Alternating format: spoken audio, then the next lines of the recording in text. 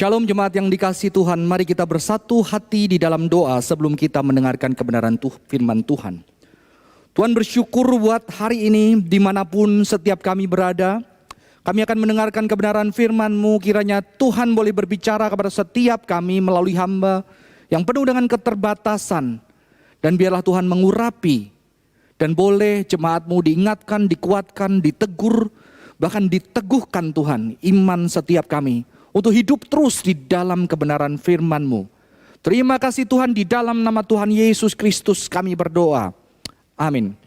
Jemaat yang dikasihi Tuhan dimanapun kita berada, hari ini kita akan berbicara sebuah tema yang berjudul Merdeka di dalam Kristus. Merdeka dalam Kristus. Kebetulan di bulan Agustus ya, kita merayakan, seluruh rakyat Indonesia merayakan kemerdekaan. Tapi hari ini kita mencoba melihat di dalam bagian firman Tuhan Galatia 5 ayat 13 sampai yang ke-15. Galatia 5 ayat 13 sampai yang ke-15. Saya akan bacakan bagi setiap kita. Galatia 5 ayat 13 sampai yang ke-15. Saudara-saudara, memang kamu telah dipanggil untuk merdeka. Tetapi janganlah kamu mempergunakan kemerdekaan itu sebagai kesempatan untuk kehidupan dalam dosa. Melainkan layanilah seorang akan yang lain oleh kasih. Sebab seluruh hukum Taurat tercakup dalam satu firman ini, yaitu kasihilah sesamamu manusia seperti dirimu sendiri. Tetapi jikalau kamu saling menggigit dan saling menelan, awaslah supaya jangan kamu saling membinasakan. Jemaat yang dikasihi Tuhan, gereja Galatia adalah gereja yang mayoritas adalah orang-orang Gentiles. Orang-orang Gentiles adalah orang-orang bukan Yahudi. Dan ada permasalahan di gereja Galatia yang dibimbing oleh Paulus ini, yang mana ada orang-orang Kristen Yahudi. Orang-orang Kristen Yahudi yang mana ketika mereka percaya, mereka masih menghidupi Taurat. Ya. Karena memang gereja pada awal terbagi dua, gereja Jewish Christian atau gereja orang Yahudi dan juga gereja Gentiles, artinya orang-orang yang bukan Yahudi, ya. Di mana kita lihat bahwa ternyata gereja-gereja Yahudi karena mereka sejak lama, sejak muda, sejak kecil menghidupi Taurat, maka ketika mereka percaya Yesus, mereka tetap menghidupi Taurat, saudara-saudara, ya. Mereka tetap menghidupi Taurat, mereka tetap merayakan Sabat, mereka tidak makan makanan yang dilarang, makanan yang unclean, tidak bersih, mereka makan secara kosher, ya. Mereka makan dan tetap mempraktekkan hukum-hukum Yahudi, saudara-saudara, ya. Tapi sebetulnya diajarkan bahwa hukum ini tidak menyelamatkan, karena yang menyelamatkan adalah pengorbanan Kristus di kayu salib. Tetapi ternyata gereja Yahudi ini, yang mayoritas diisi orang Yahudi ini, mulai ketika banyak orang-orang baik bukan Yahudi bertobat, mereka mulai datang dan mengajarkan kalau kamu menjadi orang yang percaya, kamu menjadi orang Kristen, maka kamu harus melakukan ritual-ritual hukum Yahudi. Di sini tidak hanya Injil, tetapi ada aturan-aturan makan kosher, ada aturan merayakan hari raya, ada aturan merayakan Sabat, bergaya atau berperilaku seperti orang Yahudi. Padahal sebetulnya itu tidak dibebankan kepada orang-orang Gentiles, ya. Kalau orang Gentiles atau orang bukan Yahudi mengikuti cara hidup Yahudi sebagai lifestyle atau gaya hidup, itu no problem. Yang menjadi masalah adalah orang-orang ini mengajarkan ini adalah syarat untuk kamu menjadi orang percaya. Bahkan ini syarat diselamatkan. Di dalam dunia teologi ini disebut sebagai legalisme. Jadi mereka menentukan aturan-aturan yang harus diikuti dan ditaati orang-orang bukan Yahudi yang menjadi Kristen, saudara-saudara. Dan saya ajak kita membaca bagian yang menarik, ya. Galatia 5 ayat yang ke-1, saudara-saudara. Galatia 5 ayat yang ke-1 berbicara demikian. Supaya kita sungguh-sungguh merdeka. Kristus telah memerdekakan kita. Karena itu berdirilah teguh dan jangan mau lagi dikenakan kuk perhambaan. Saudara, di sini sangat menarik. Mengapa? Karena di sini Paulus mengatakan kita sudah merdeka. Ya, Jangan lagi kita mau dikenakan kuk perhambaan. Dan ketika saya meneliti ini berbicara tentang perbudakan, konsep perbudakan Romawi yang mana orang-orang yang diperbudak itu harus memakai kuk, saudara-saudara. Harus memakai kuk untuk menutup mengekang tubuhnya sehingga dia terus jalannya bisa lurus dan ada beban yang berat sebagai budak-budak. Jadi di sini Paulus sangat keras sekali menegur dan menguatkan jemaatnya. Hati-hati ketika kamu dibebankan harus melakukan Taurat seperti orang-orang Yahudi. Keselamatan itu hanya di dalam Kristus.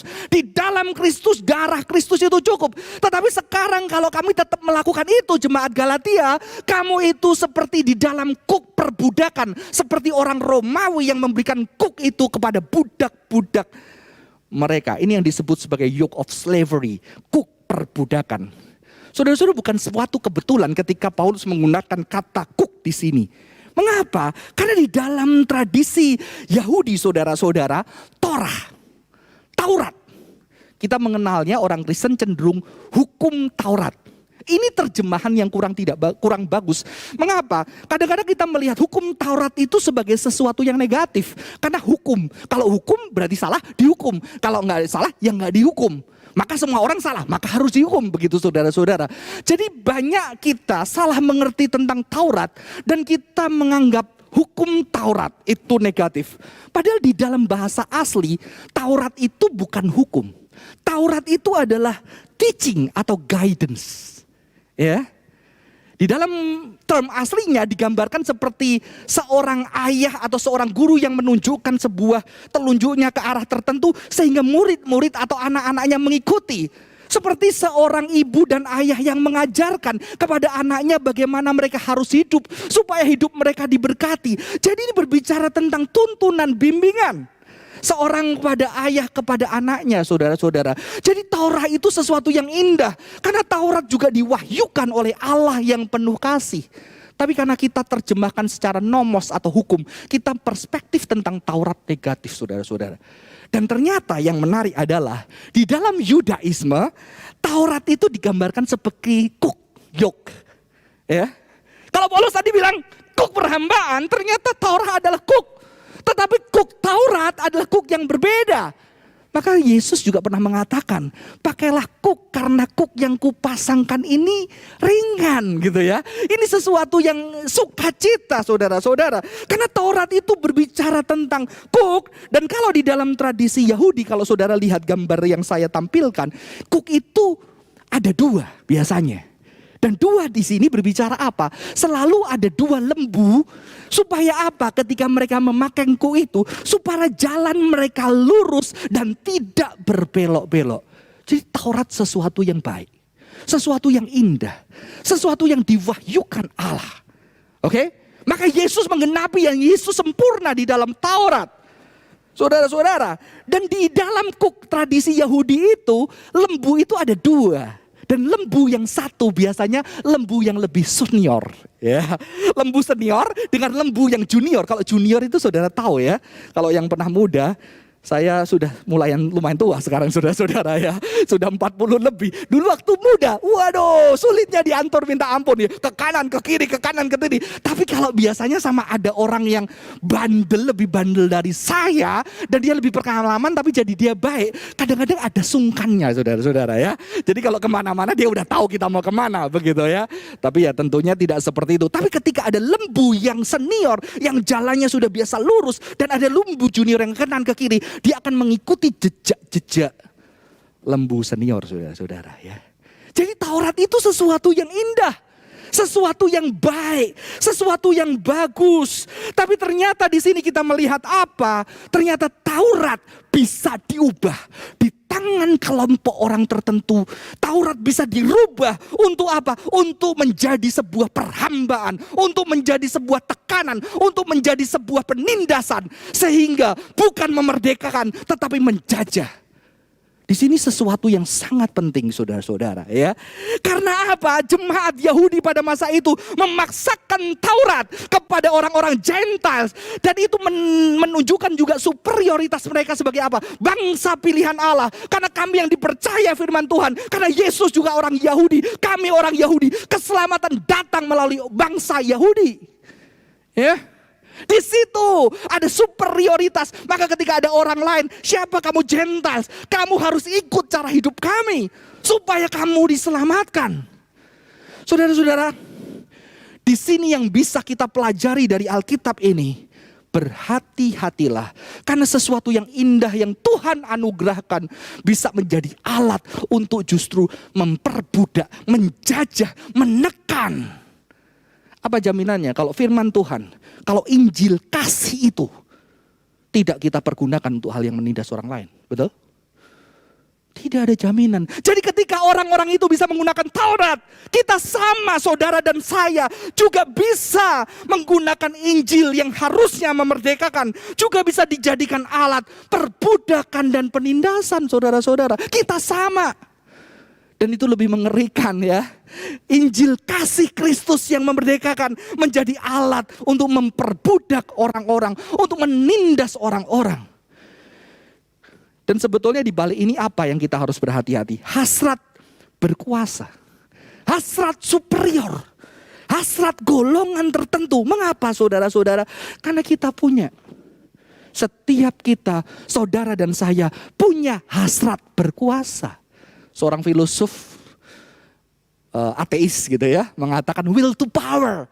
Kita itu gila kekuasaan, setiap orang itu pengen lebih dari orang yang lain. Makanya hari-hari ini saudara-saudara perlu ada yang namanya itu artisnya Instagram apa ya namanya ya saudara-saudara ya. Artis-artis Instagram. Mengapa? Karena artis Instagram itu biasanya dia bukan artis-artis yang terkenal banget, dia di tengah-tengah. Ya. Kalau terkenal kita gak bisa nyaingin dan kita gak bisa ngalahin saudara-saudara. Dan itu agak jauh. Mengapa? Karena dia artis terkenal. Tapi kalau artis-artis Instagram yang lebih rendah daripada itu, kita lebih deket. Sehingga ketika dia pakai baju apa, kita follow Instagramnya. Beli di mana? Kita bisa beli. Disitulah yang membuat apa? Sebetulnya yang dihidupi apa? Adalah hasrat-hasrat yang gak mau kalah. Gue juga bisa pakai yang sama. Gue bisa pakai beli yang sama seperti itu. Itulah yang dihidupi banyak melalui media-media sosial, Instagram ya. Dan sebagainya saudara-saudara. Karena kita gak mau kalah.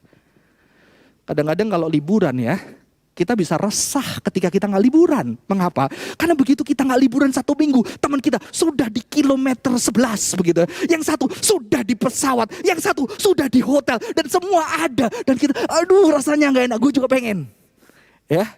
Dan kalau bisa pengen posting, waduh, itu kelihatan mewah sekali saudara-saudara. Jadi kita punya hasrat kekuasaan, hasrat superioritas golongan tertentu, atau hasrat berkuasa dari diri kita. Dan kalau kita tidak berhati-hati ketika kita bergereja, ketika kita gampang tersinggung. Mengapa? Karena kita mulai disinggung, merasa direndahkan orang. Kadang-kadang ketika kita sama-sama GKI ya, saya melayani satu bidang tertentu, teman kita melayani bidang tertentu, ada yang bidang tertentu. Kadang-kadang kita pengen bidang kita baik dan kita gak peduli sama orang lain. Dan ketika diserang sama bidang lain, waduh saudara-saudara, kita bela diri, kita pakai pembenaran-pembenaran, kita pakai data-data, kita pakai mungkin pembelaan-pembelaan firman Tuhan begitu ya. Jadi kita ini hati-hati. Saya berbicara kita mengapa? Karena saya juga tidak lepas dari hasrat-hasrat demikian. Hari ini saya bisa lolos, besok gak ada jaminan saya gak jatuh. 2 minggu lagi gak ada jaminan saudara-saudara. Karena ini sesuatu yang bisa mengintip kita. Ketika kita merasa direndahkan, ketika kita merasa dihina, ketika kita merasa tidak dihargai, kita mau melawan, kita mau membela. Atau untuk meneguhkan kekuasaan kita, kita harus ada yang dikuasai. Kalau nggak ada yang dikuasai nggak berkuasa saudara-saudara ya. Disitulah ternyata kebenaran dapat kita gunakan untuk memperbudak orang lain. Bahkan berbuat jahat kepada orang lain saudara-saudara ya. Saya akan lanjutkan. Dan di situ maka tidak heran Paulus memperingatkan kepada jemaat Galatia. Jangan mempergunakan kemerdekaan itu sebagai kesempatan untuk kehidupan dalam dosa, ya. Melainkan layanilah seorang akan yang lain oleh kasih. Jadi unik. Ketika Paulus mengatakan kamu jangan lagi diperhamba, tapi Paulus juga langsung mengingatkan kamu harus berhati-hati, jangan kemerdekaanmu ini ketika kamu tidak dibebankan lagi hukum-hukum itu, kamu gunakan itu untuk apa? Untuk hidup dalam dosa. Hidup dalam dosa banyak saudara-saudara. Tetapi di sini saya mau menunjukkan kepada satu poin yang penting, ya. Karena kehidupan dalam dosa ini dikontraskan apa? Melainkan layanilah seorang akan yang lain oleh kasih. Ya. Oleh kasih. Ini ada sesuatu yang menarik yang akan kita lihat. Paulus mengingatkan apa? Yang satu memaksakan Taurat, kamu harus mentaati. Nanti yang sudah merdeka ada satu paham yang lain, bukan legalisme, yang namanya antinomianisme, anti hukum. Kita udah merdeka, terserah kita. Mengapa kamu ngatur-ngatur kita? Biasanya kalau di gereja ya, antara yang mengikuti aturan-aturan, tradisi yang muda-muda. Kenapa kita diatur tradisi-tradisi buatan manusia? Di situ ada perpecahan. Dan Paulus mengingatkan juga kepada jemaat Galatia yang mengalami ketidakadilan dan ditindas. Kamu hati-hati, karena kamu juga bisa melakukan yang sama. Menggunakan kemerdekaan atau kebebasan untuk menyakiti yang lain. Inilah bahayanya manusia. Karena hati kita bisa muncul melalui hal-hal yang baik. Hati yang busuk itu bisa bersembunyi di balik kata-kata, di balik ajaran, bahkan di balik firman Tuhan, saudara-saudara. Ya. Dan sesuatu yang unik yang akan saya paparkan di sini. Mengapa kesatuan, mengapa kasih itu penting? Sehingga bahkan ketika orang-orang yang bukan Yahudi ini dikatakan oleh Paulus, kamu merdeka, kamu tidak dibebankan hukum Taurat. Paulus juga mengingatkan, tetaplah mengasihi. Ya. Mengasihi. Karena kamu adalah saudara. Kekristenan pada masa itu berbicara tentang apa? Jew and Gentiles, Yahudi dan bukan Yahudi, dari agama, dari bangsa apapun dipersatukan di dalam kasih Kristus. Justru yang berbeda ini dipersatukan. Kadang-kadang kalau kita tidak berhati-hati, ini juga terjadi di dalam keluarga. Papa mama punya aturan gitu ya. Anaknya mulai antinomian gitu ya. Anaknya sudah lihat budaya-budaya. Mama salah, itu aturannya sudah tidak berlaku ya. Langsung biasanya debat. Kamu tahu apa anak kecil? Siapa yang kasih kamu duit? Siapa yang kasih kamu makan? Anaknya benci. Mama papa tidak memahami aku. Wah, disitulah mulai perpecahan keluarga, betul ya. Kita pakai kebenaran. Anak kita juga pakai kebenaran versi dia. Ya. Kita tidak saling mendengar bahwa ternyata sebetulnya kita adalah ego kita, ego orang tua atau ego anak yang bermain, betul gak? Kita juga bermain di situ. Ini juga bisa terjadi di dalam keluarga. Gereja adalah keluarga, rumah kita adalah keluarga. Ya, maka perlu saling mendengar dan perlu koreksi diri. Hati-hati, kita juga bisa jahat gitu ya. Kita jadi orang tua yang jahat. Karena kita biasa mungkin diperbudak gitu saudara-saudara ya. Akhirnya ketika kita punya anak, kita memperbudak anak kita. Karena kita biasa ini gitu orang tua. Kamu anak kecil tahu apa? Ketika punya anak, kamu tahu anak kecil tahu apa? Begitu ya. Saudara-saudara, ini sesuatu yang real. Saya mengingat, saya punya anak pertama dan anak kedua. Saya selalu mengajarkan kepada anak yang pertama, kamu kalau sama adikmu ngalah, kamu kan lebih dewasa, kamu lebih besar, kamu harus mengerti. Itu yang diajarkan orang tua saya, saudara-saudara. Tapi suatu hari anak saya bertanya, untung tanyanya nggak emosi. Kalau emosi saya juga emosi, saudara-saudara ya. Untung dia tanya, Pak kenapa sih Pak ya? Yang selalu ngalah itu yang gede. Kenapa yang kecil nggak ngalah? Harusnya kan belajar ngalah Pak. Di situ saya baru sadar ya. Ternyata selama ini saya cara pikirnya salah ya. Harusnya kan dua-duanya belajar ngalah begitu ya. Sejak itu saya merubah kebijakan keluarga saya. Yang mungkin itu kutukan dari kakek, saudara-saudara. Yang menggedekan. Hari itu saya bilang, kemarin yang ngalah siapa? Sekarang yang ngalah kamu. Gantian mengalah saudara-saudara. Ketika kita saling berbicara. Karena kalau kita tidak berbicara kita bisa hati-hati menggunakan yang tadi saudara. Saya akan melanjutkan, kita melihat di dalam Alkitab sangat unik. Ternyata kata dosa. Kata dosa muncul pertama kali bukan ketika Adam dan Hawa makan buah. Bukan berarti mereka tidak berdosa ya. Karena kata dosa muncul pertama kali di Alkitab adalah ketika saudara bertikai. Yaitu ketika Kain sedang marah hatinya. Mengapa? Karena harusnya aku yang paling gede. Kenapa persembahan adikku diterima dan aku tidak? Ini berbicara tentang keluarga, gereja keluarga, keluarga kita keluarga. Bukankah itu yang sering terjadi? Kenapa dia perhatiin? Gua enggak. Harusnya kan mikirin, oh mungkin gue perlu yang memperhatikan, ya nggak perlu diperhatikan lagi. Karena gue udah dianggap dewasa, begitu saudara-saudara ya. Pertikaian inilah ego yang merasa diri harusnya superior, mendapatkan sesuatu yang lebih. Ini ada secara nyata dan dosa muncul pertama kali kata itu di ayat ini. Tetapi jika engkau tidak berbuat baik, dosa sudah mengintip di depan pintu. Ia sangat menggoda engkau, tetapi engkau harus berkuasa atasnya. Setelah ayat ini, justru Kain membunuh Habel. Maka sebetulnya tidak heran ya, Paulus mengutip sebagai orang Yahudi, hukum yang terutama adalah kasih kepada sesama manusia. Karena sejatinya sesama manusia adalah saudara. Apalagi orang-orang yang sama percaya kepada Kristus, saudara-saudara. Ada tulisan dari Rabi Hillel ya. Ini sebelum Yesus mengatakan seperti ini. Apa yang kamu benci, jangan lakukan bagi sesamamu. Inilah isi seluruh Taurat. Yang lainnya adalah tafsiran. Ya, ini kata yang dikatakan Paulus sejalan dengan Rabi ini. Jadi satu persaudaraan, kekeluargaan itu penting. Dan dosa pertama kali masuk, ada seorang kakak yang ego, yang gak mau kalah. Harusnya dia, tetapi kenapa adiknya? Dan kakak itu akhirnya membunuh adiknya sendiri.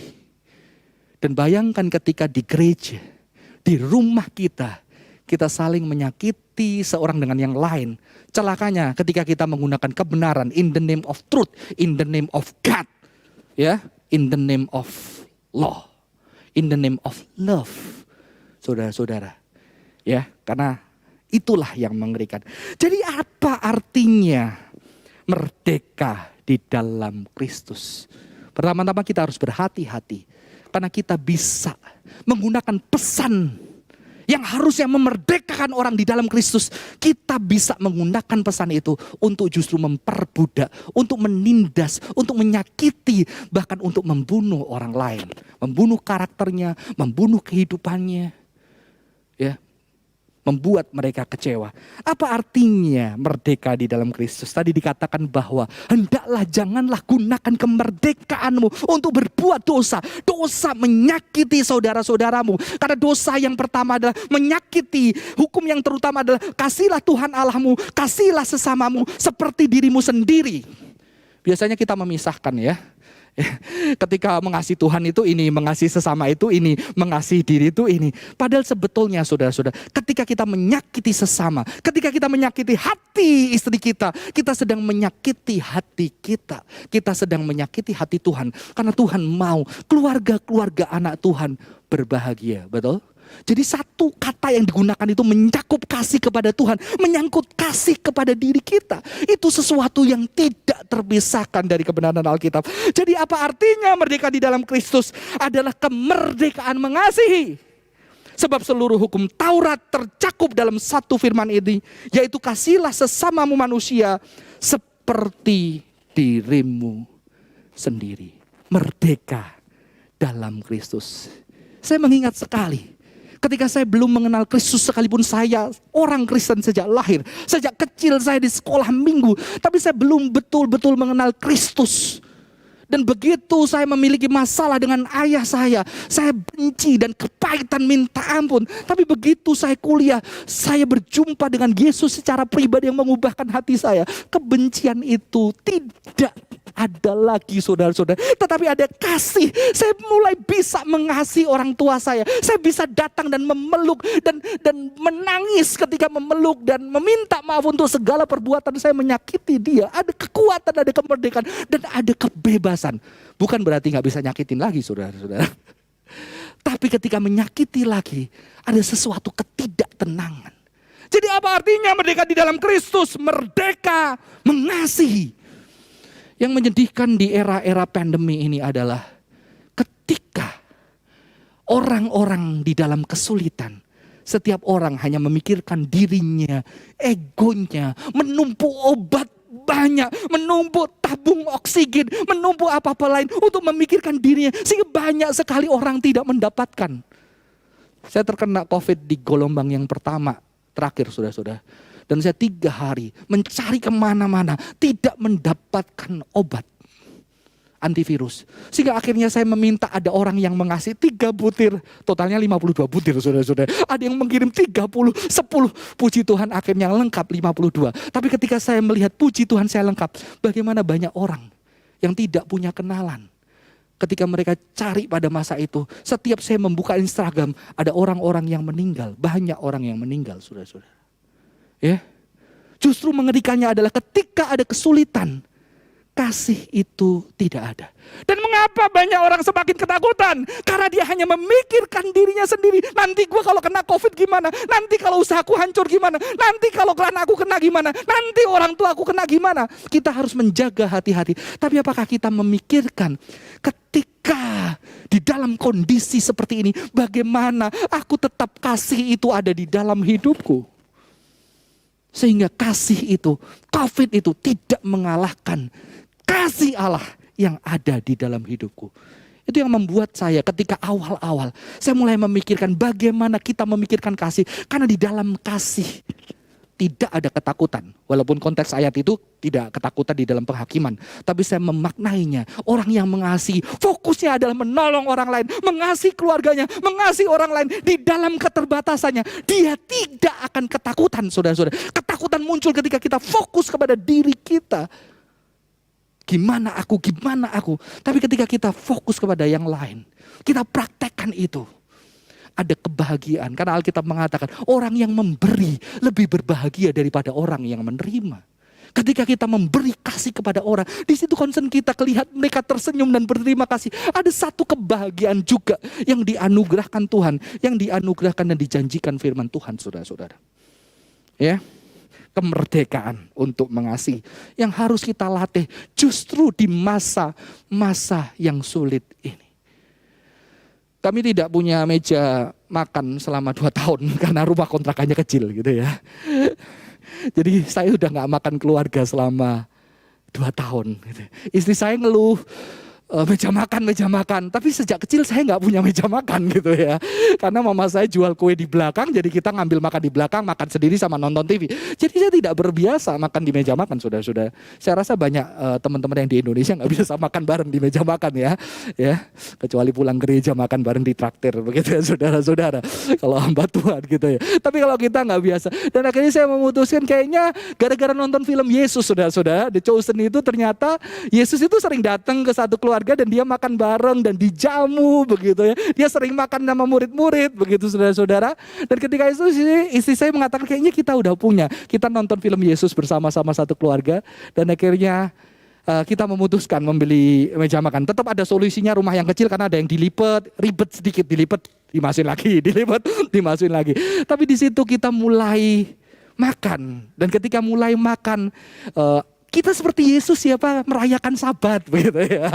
Merayakan Sabat di Jumat malam, mereka biasanya makan semeja ya, makan sehidangan. Dan perayaan Kristen kan sebetulnya perjamuan kudus saudara-saudara ya.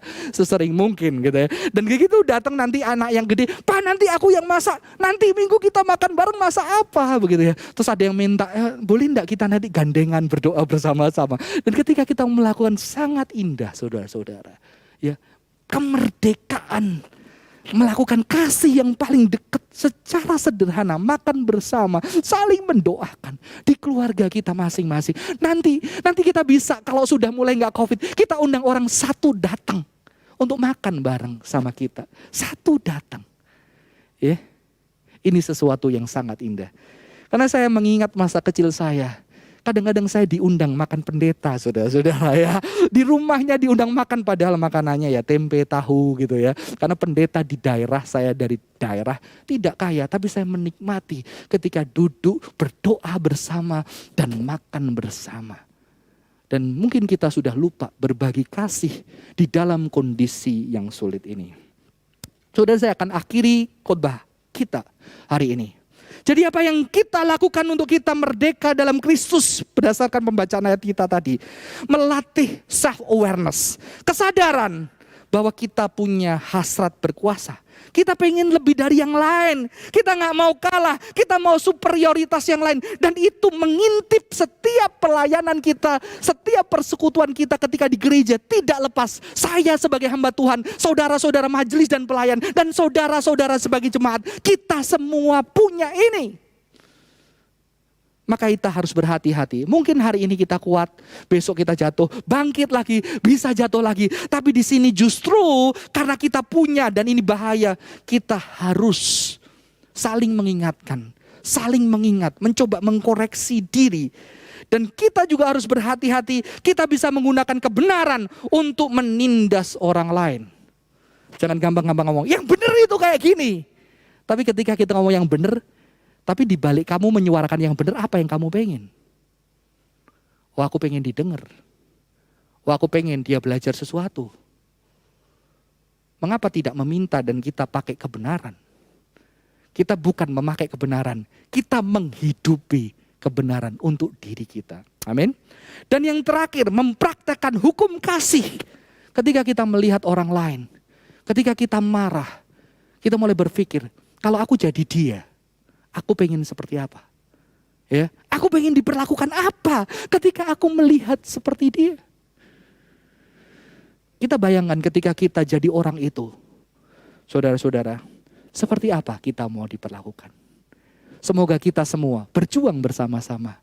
Merdeka di dalam Kristus. Kristus sudah memerdekakan kita. Memberi kekuatan melalui Roh Kudusnya untuk kita bisa mengasihi. Tapi ada kalanya kita lengah dan kita bisa jatuh. Maka itu kita terus bergantung. Terus meminta Tuhan mengingatkan kita. Bahkan meminta saudara seiman kita untuk bisa menolong dan mengingatkan kita. Tuhan Yesus memberkati. Mari kita berdoa. Tuhan, terima kasih untuk kebenaran firman-Mu. Kiranya kami boleh menjadi anak-anak-Mu Tuhan.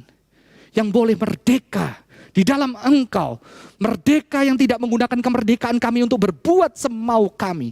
Tetapi menggunakan kemerdekaan itu yang artinya kami merdeka mengasihi. Karena melalui pengorbanan-Mu, Engkau memampukan kami mengasihi orang lain Tuhan. Tolong kami Tuhan, berkati kami. Untuk kami bisa terus belajar mengasihi. Dan bantu kami untuk sadar dengan hasrat kami yang pengen lebih, pengen mengalahkan orang lain. Yang tidak mau kalah, supaya jangan hasrat itu sampai akhirnya menghancurkan relasi di dalam keluarga, di gereja, ataupun di dalam rumah kami. Kalaupun memang sudah sempat terjadi melalui hasrat itu, kami melukai orang lain. Biarlah kami boleh bertobat dan berjuang kembali melalui anugerah dan kasih Tuhan. Kami boleh mengasihi secara lebih dan lebih lagi. Tolong kami Tuhan, tolong setiap jemaat-Mu di masa-masa yang sulit ini tetap mengasihi. Dan Tuhan memberikan kekuatan. Di dalam nama Tuhan Yesus kami berdoa. Amin. Tuhan Yesus memberkati.